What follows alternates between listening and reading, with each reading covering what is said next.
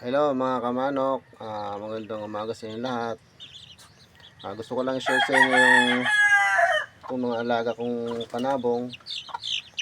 Ito, Harold Gray, cross ko sa Kelso. Yan sila, malalaki na. Hi, kaway. Yan. Gusto ko lang din itong i-share sa inyo yung ginawa kong incubator.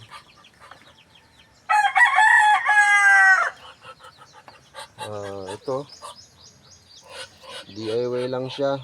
Ang gamit ko lang itong gasera tsaka bote ng tanduay. Yan. Yan mga materials ko kasi wala kaming kuryente dito. So ang itsura nito ganito po. Plywood lang na hiningi ko lang doon sa kaibigan ko, plywood. Tapos yan, ganun siya kalaki. Ganun siya kalaki. Kaya niya mag-accumulate ng mga 15 eggs lang.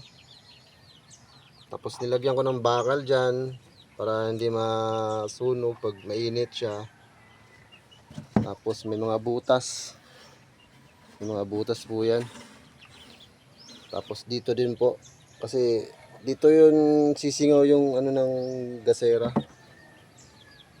Bali nakaganto po siya. Wait lang po Ayun, wala pa akong gamit na pang-vlog. So ganyan po, ganito po yung tsura niya. Ilalagay ko lang po dito. Tapos yung bote para mag ano yung init niya sa loob. Para bali ganito lang po. Ganyan lang po itsura niya. Yan.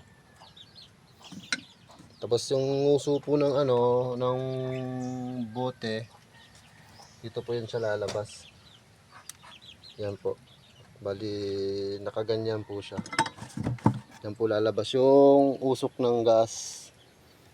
Yan po. Ayun, tapos mga butas. Nilagyan ko rin ng butas dito kasi diyan ko nilalagay yung thermometer kasi wala akong hydrometer na pang ano ng init. Kaya thermometer lang mano-mano. Tine-check ko siya every 1 hour. Tapos pag sobrang init na po niya, ang ginagawa ko po, pag sobrang init na po ng binubuksan ko lang siya, yan. Tapos yung butas po dito, tinatakpan ko lang po yan ng kahoy. Nandun po yung mga kahoy.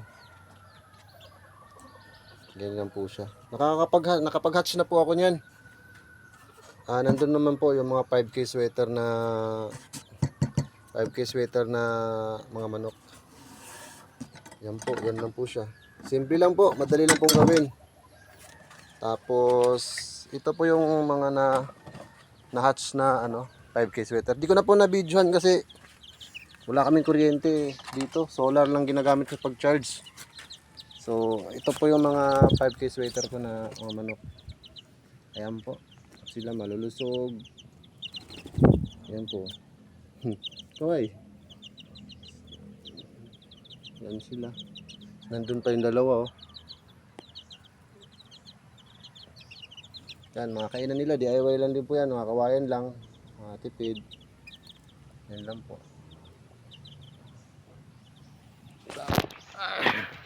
Thank you. Tapos, yung sa tubig naman, humidity niya, yung pack-house namin, di pa tapos. Yung sa humidity naman niya po, dito ko lang siya nilalagay. Dito, sa lalagyan lang. Pinupuno ko lang ng konti. Yan. Tapos tinatabi ko lang siya dun sa may gasera. Tapos yun, ipa. Ang ipa ng ito. Gagamitan nyo rin pala ng ganito. Sa pin. Lalagay dito sa loob. Yung ipa ng palay, kung may mga ipa kayo dyan, lalagay nyo sa loob. Ito po. Sa mga magtatanong po dyan yung ipa. Ito. Alam nyo naman po siguro to. Yan mga ipa. Maganda rin po kasi ito, nakaka-absorb po ng init.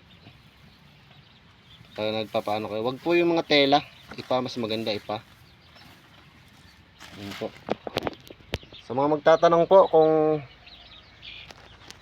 paano ko ginawa, comment na lang po kayo sa YouTube channel ko, Bistag Gamepol. Paki-subscribe na rin po, tsaka paki-share na rin po ng video ko po. Ngayon lang po ako nag-umpisa mag-vlog. Ito po yung ano ko, range ng mga manok.